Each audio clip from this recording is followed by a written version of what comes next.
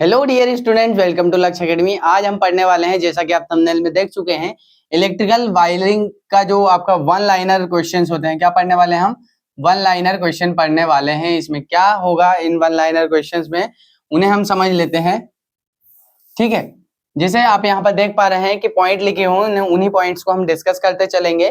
क्या क्या पॉइंट्स है उन्हें समझ लेते हैं और वन लाइनर इनके आंसर क्या होने वाले हैं, वन वर्ड या वन लाइनर जिन्हें हम कहते हैं। तो आप यहाँ पर पहला क्वेश्चन देख पा रहे हैं, पहला पॉइंट देख पा रहे हैं, कंड्यूट वायरिंग में सेडल्स की दूरी कितने से अधिक नहीं होनी चाहिए। कितने, यहाँ पर वायरिंग मिस्टेक है, सेंटीमीटर से अधिक नहीं होनी चाहिए, यहाँ पर पूछा गया है। तो यहाँ पर हम समझते हैं क्या होता है सेडल पत्ती। ये हमारा कोई कंड्यूट पाइप है, इनके बीच में हम इनको लॉक करने के लिए, दीवार पर रोकने के लिए यहाँ पर क्या लगाते हैं, सेडल पत्ती लगाते हैं। तो इनके जो दो सेडल्स होंगी, इनके बीच की दूरी कितनी होगी, यहाँ से लेकर यहाँ तक की जो दूरी होगी ये कितनी होनी चाहिए, क्या होना चाहिए, इतनी ये दूरी जो है इसके बीच की कितनी होनी चाहिए, वह यहाँ पर पूछा गया है आपसे क्वेश्चन में। तो आप बताएंगे कि कितनी होनी चाहिए, यहाँ पर 60 सेंटीमीटर होनी चाहिए। कितनी होनी चाहिए? 60 सेंटीमीटर होनी चाहिए। इसके बाद है अगला, जंक्शन बॉक्स के बाद सेडल पत्ती की दूरी कितनी होनी चाहिए। फॉर एग्जाम्पल, जैसे यहाँ पर हम इसको थोड़ा सा इरेज कर देते हैं। यहाँ पर कोई एक जंक्शन बॉक्स लगा हुआ है आपका, कि यहाँ से इधर भी पाइप गए हुए हैं, यहाँ इधर भी पाइप गए हुए हैं, इसे हम क्या बोलते हैं, जंक्शन बॉक्स। क्या बोलते हैं? जंक्शन बॉक्स कहते हैं। ठीक है, अभी इस जंक्शन बॉक्स के से यहाँ से ये जो सेडल पत्ती लगी हुई है, इसकी दूरी कितनी होनी चाहिए, तो आप बताएंगे। ठीक है, कितनी दूरी होनी चाहिए यहाँ पर, देखिए। तो इसके बीच की जो दूरी है वो कितनी होनी चाहिए, 30 सेंटीमीटर होनी चाहिए। अगला जो है हमारा, सबसे सुरक्षित वायरिंग कौन सी है, तो सबसे सुरक्षित वायरिंग होती है हमारी कंड्यूट या कंसील्ड वायरिंग जिसे हम कहते हैं, अंडरग्राउंड वायरिंग जिसे हम कहते हैं। ये जो वायरिंग होती है हमारी, ये वायरिंग जो होती है, ये क्या होती है, आपकी यांत्रिक चोटों से सुरक्षा रखती है आपकी। ठीक है, क्या करती है, यांत्रिक चोटों से सुरक्षा करती है और आग से भी सुरक्षित रखती है आपकी पूरी वायरिंग को। इसके बाद अगला क्वेश्चन, आप अगला पॉइंट देख पा रहे हैं, यदि किसी वैद्युतिक स्थापना में गंभीर शॉर्ट सर्किट हो तो मेगर से परीक्षण करने पर जो आपका मीटर है या मेगर है वह क्या दर्शाएगा, है ना। मेगर क्या दर्शाएगा, तो वह दिखाएगा 0 ओम।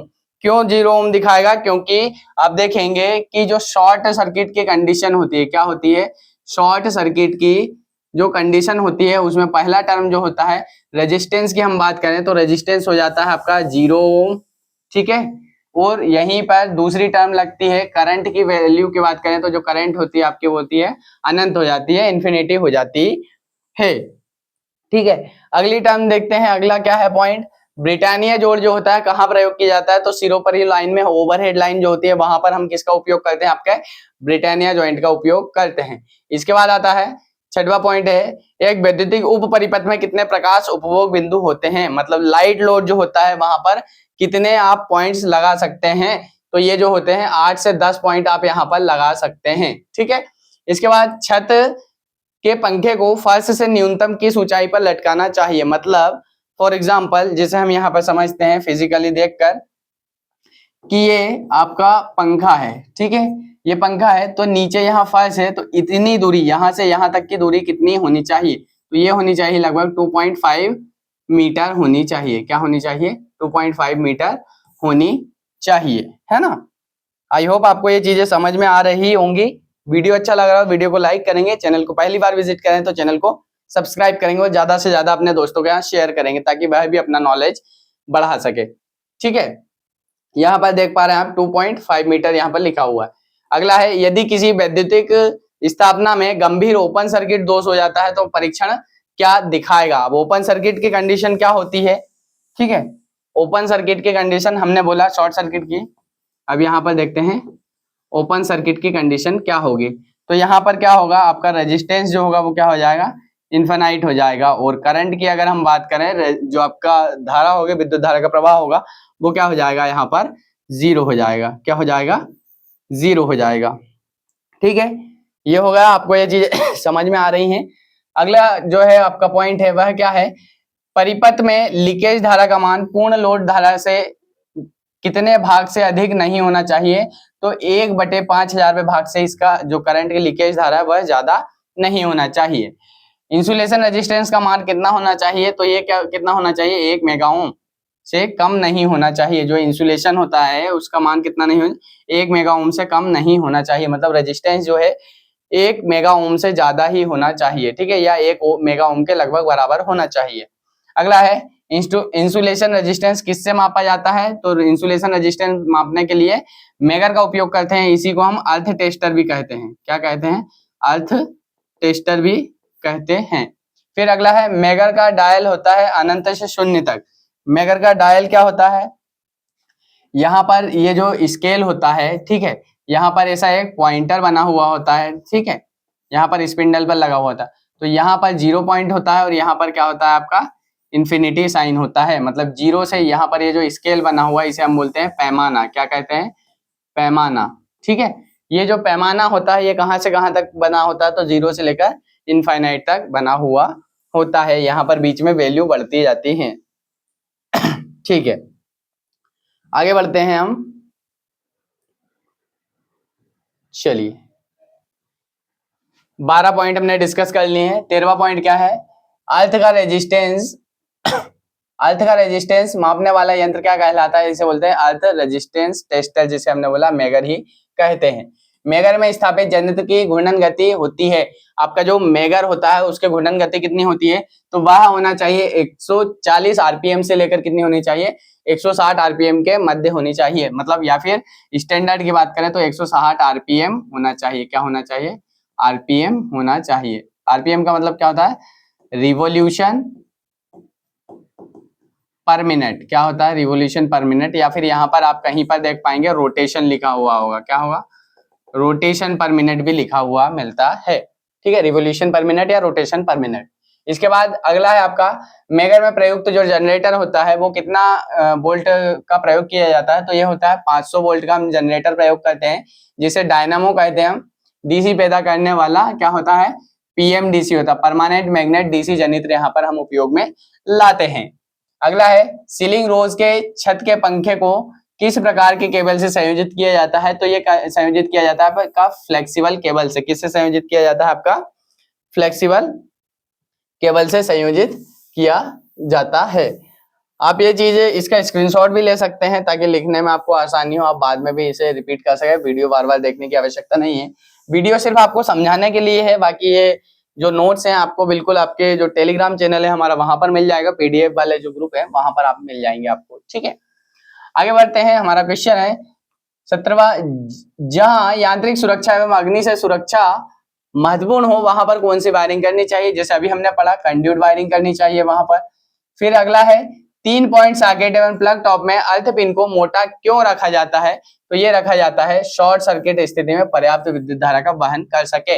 यदि आपका जो अर्थ पॉइंट है मोटा रहेगा, क्या होगा, मोटा रहेगा, तो उसमें से ज्यादा क्या होगा, आपकी धारा होगी, करंट होगी, वह प्रवाहित हो जाएगी जब शॉर्ट सर्किट होगा या अर्थ लीकेज होगा, आपका करंट लीकेज करंट यहाँ पर प्रवाहित होगा तो, ठीक है। चलिए अगला है आपका एक लाइट एंड फैन उप परिपथ में अधिकतम कितने वाट का लोड संयोजित कर सकते हैं हम, तो लाइट और फैन की बात करें तो यहाँ पर 800 वाट, जैसे हमने बोला था कितने पॉइंट होना चाहिए, 8 से 10 पॉइंट होना चाहिए। तो यहाँ पर आप, ठीक है, यहाँ पर 1000 वाट भी लिखा हुआ आ सकता है आपको, ठीक है। तो 8 मतलब एक अगर उप परिपथ है तो उसका लोड होता है 100 वाट, तो इसी तरह से 8 होंगे तो 800 वाट, अगर 10 होंगे तो 1000 वाट यहाँ पर आपकी क्षमता रहने वाली है, ठीक है। चलिए इसके बाद आता है सिंगल फेज विद्युत स्थापना पर अधिकतम कितने वाट का लोड संयोजित किया जा सकता है, सिंगल फेज, तो यहाँ पर कितना हो सकता है 3000 वाट। ये कितने के लिए है, अधिकतम, ठीक है, इसी को हम पावर लोड भी कहते हैं। क्या कहते हैं, पावर लोड, ठीक है। अगला बढ़ते हैं विद्युत उपकरण की काय, ठीक है, यहाँ पर बॉडी जिसे कहते हैं, में 3 प्लग के भू पिन के बीच कितना प्रतिरोध होना चाहिए, तो 0 ओम होना चाहिए। मतलब यहाँ पर हमने समझा था जो अर्थ पॉइंट होता है उसका कितना रेजिस्टेंस होना चाहिए, तो यहाँ पर 0 ओम होना चाहिए। अगर रेजिस्टेंस होगा तो उसमें करंट का प्रवाह नहीं हो पाएगा। अगला है जीने की वायरिंग के प्रचालन के लिए खालिस्तान की आवश्यकता होती है, तो जीने की वायरिंग जो होती है हमारी स्टेयरकेस वायरिंग होती है, जिसे हम चढ़ाव की वायरिंग कहते हैं, उसके लिए आपको 2 वे स्विच की आवश्यकता होती है। अगला है एनी मतलब नेशनल इलेक्ट्रिक कोड जो होते हैं, एनईसी बोलते हैं, नेशनल इलेक्ट्रिकल कोड के अनुसार न्यूट्रल लाइन के लिए केबल का रंग कौन सा होना चाहिए? तो न्यूट्रल लाइन के लिए आप प्रयोग करते हैं काले रंग का प्रयोग यहाँ पर करते हैं। अगला पॉइंट है आपका, एक कंक्रीट दीवार तथा छत पर पेंच लगाने के लिए किस वस्तु का प्रयोग किया जाता है? तो इसके लिए आप उपयोग करते हैं रावल प्लग का। किसका उपयोग करते हैं आप? रावल प्लग का उपयोग करते हैं। देखिए यहां पर आप देख पा रहे हैं किसका उपयोग करते हैं हम? रावल प्लग का उपयोग करते हैं। ठीक है, अगले क्वेश्चन की ओर बढ़ते हैं। हमारा क्या है? 25वां है, तांबे की चालकता एवं एल्यूमिनियम चालकता एल्यूमिनियम से कितना अधिक होती है? तो ये होती है 61% तक अधिक होती है तांबे की चालकता, या फिर ऐसा कह सकते हैं कि एल्यूमिनियम की चालकता जो होती है तांबे से 61% तक कम होती है, उल्टा भी बोल सकते हैं इसको। पीवीसी का पूरा नाम क्या होता है? पीवीसी का पूरा नाम होता है पॉलीविनाइल क्लोराइड होता है। अगला है, इंटरमीडिएट स्विच में मूलतः कितने संयोजन बिंदु तथा कितने संयोजन शैलियां होती हैं? तो यहाँ पर अगर हम बात करें तो 4 कनेक्शन पॉइंट होते हैं, मतलब संयोजन बिंदु की बात करें तो कितने होंगे? 4 होंगे, तथा संयोजन शैलियां कितनी होंगी? 2 होंगी। यहाँ पर 2 प्रकार से इनके कनेक्शन आप कर सकते हैं, वायरिंग की स्टाइल कर सकते हैं। अगला है, तार स्थापना के बाद परीक्षण करने के लिए किस उपकरण का प्रयोग किया जाता है? तो यहाँ पर हम मेगर का उपयोग करते हैं। किसका उपयोग करते हैं? मेगर का ही उपयोग करते हैं। अगला है, ध्रुवता परीक्षण पोलैरिटी टेस्ट में स्विच को लाइव लाइन मतलब हमारा जो होता है फेज वायर में डालने हैं, तो डालने पर मेगर पर क्या संकेत दिखाई देगा आपको? तो यहाँ पर 0 रीडिंग दिखाई देगी। अगला है, स्विच को तटस्थ या किसी अन्य तार में रखने पर मेगर क्या संकेत देगा? तो इसमें क्या होगा? अनंत दिखाएगा, मतलब रेजिस्टेंस, दोनों तार क्या है? खुले हुए हैं, तो यहाँ पर रेजिस्टेंस बहुत ज्यादा दिखाएगा। ठीक है, अगला आता है, मेगर का परीक्षण किस प्रकार के विद्युत सर्किट में किया जाता है? तो इसमें हम करते हैं रेजिस्टेंस, जो अर्थ रेजिस्टेंस और इंसुलेशन का जो रेजिस्टेंस है वो मेजर करने के लिए हम उपयोग में लाते हैं। मेगर में मुख्य रूप से कौन से 2 घटक होते हैं? तो 2 घटक होते हैं हमारा, एक होता है जनरेटर और दूसरा होता है प्रतिरोध मापक, मतलब ओम मीटर और जनरेटर, डीसी जनरेटर से मिलकर क्या होता है? आपका मेगर बना हुआ होता है। अगला है, इंसुलेशन प्रतिरोध परीक्षण में मेगर का सामान्य वोल्टेज रेंज क्या होती है? तो 500 वोल्ट से लेकर 5000 वोल्ट तक की इसकी क्षमता होती है।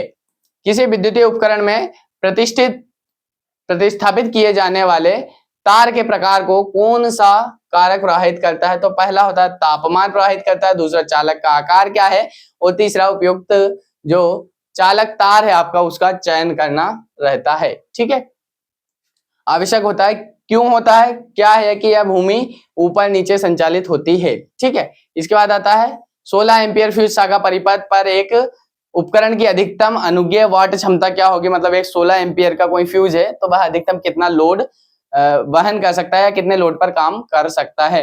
तो यह कह सकता है 3 किलोवाट के लोड पर काम कर सकता है ना? 15 एम्पियर 3 किलोवाट या 3000 वाट हम जिसे हम कहते हैं। ठीक है, अगला है, बहुमंजिला इमारतों के लिए किस प्रकार की वायरिंग उपयुक्त होती है? तो वृक्ष प्रणाली, जिसे ट्री सिस्टम बोलते हैं, है ना?